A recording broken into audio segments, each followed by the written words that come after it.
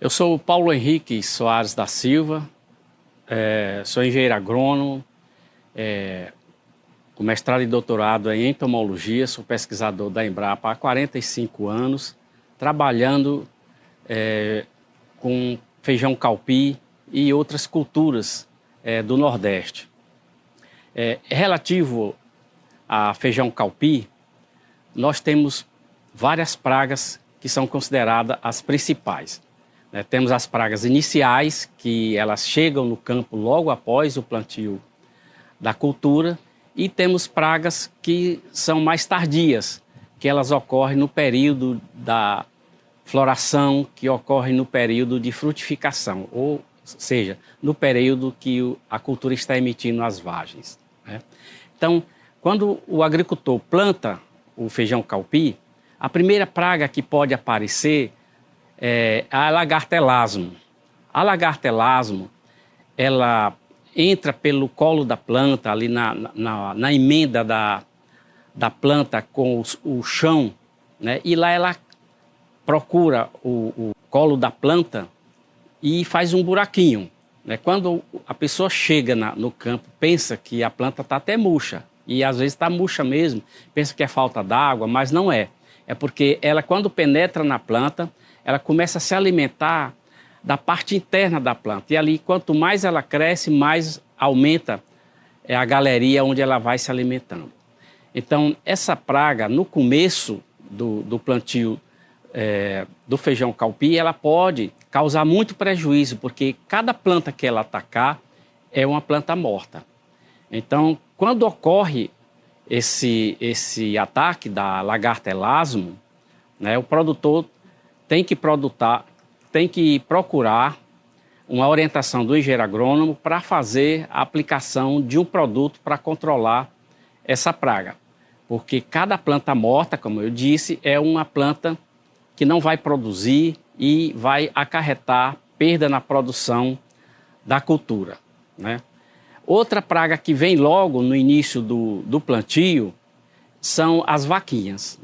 A vaquinha, o sintoma é característico nas folhas, porque elas fazem um buraquinho nas folhas. Então, quando são poucos insetos que se alimentam das folhas, não tem problema nenhum, porque a planta, no início, até o florescimento, ela suporta até 40% de desfolha. Então, o produtor pode muito bem olhar e fazer um cálculo no olhar para ver qual a percentagem de folha consumida, e daí ele tira uma conclusão se deve ou não fazer um controle. Um dos problemas mais sérios das vaquinhas é porque elas são transmissoras de vírus. Então, o produtor deve procurar aquelas variedades que a Embrapa está recomendando, porque normalmente elas são cultivares resistentes ao vírus. Então, se ele está plantando uma variedade que é resistente ao vírus, ele vai só se incomodar com a questão do consumo da folha. Então, se a vaquinha está ali consumindo as folhas e não chegou a 40% no consumo da folha, então não precisa aplicar inseticida.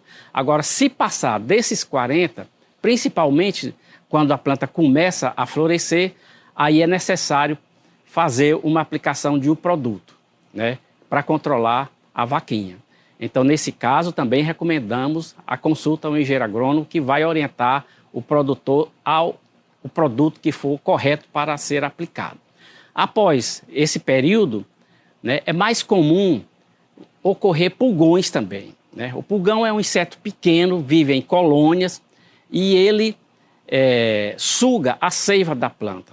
Então, a formação de colônias de pulgão indica que já existe um ataque relativamente grande no plantio. Então, o produtor procure verificar onde existem os ataques, porque esses ataques ocorrem em reboleiras, e, se for possível, ele verificar se existe a ocorrência de inimigos naturais, como as joaninhas, por exemplo. Então, se ocorre o ataque de pulgão e ocorre também a joaninha, então é muito bom que o produtor procure onde está as colônias de pulgão e verificar se há ocorrência de inimigos naturais.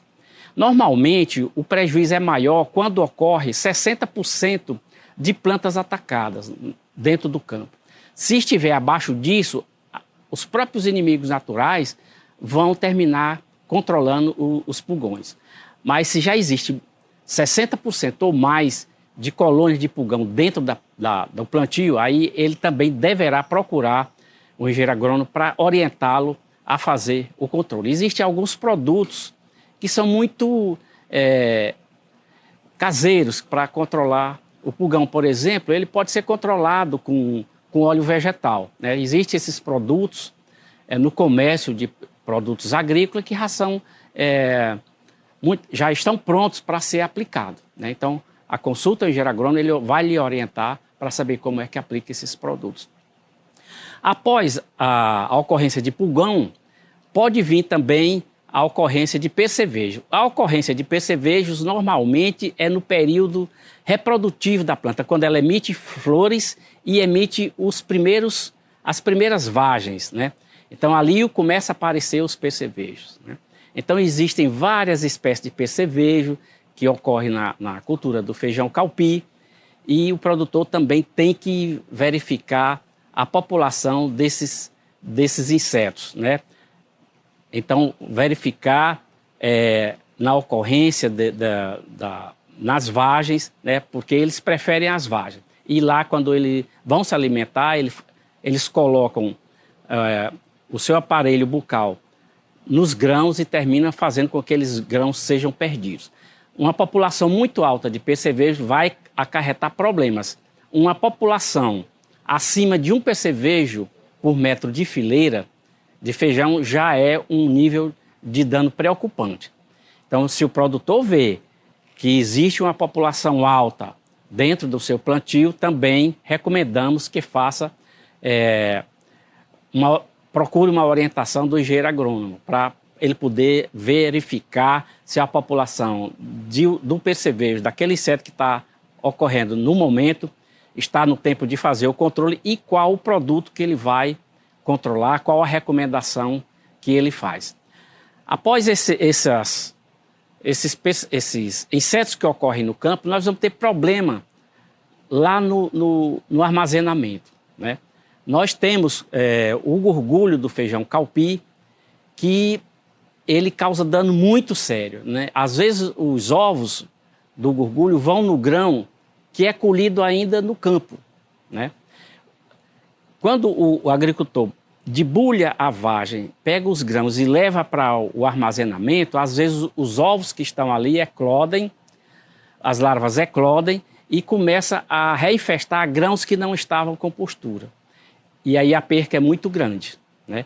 Uma das coisas que o pequeno produtor faz bastante é colocar os grãos para secar no sol. Isso é uma prática muito boa, porque os grãos, quando secam abaixo de 10%, é muito mais difícil do gorgulho se desenvolver dentro do grão. Concluindo, nós queremos dizer aos produtores de feijão calpi que nós aqui da Embrapa estamos à disposição deles. Qualquer pergunta pode ser feita através do serviço de atendimento ao consumidor, ou então ele pode, se estiver aqui por perto, visitar-nos, que todos eles serão bem recebidos.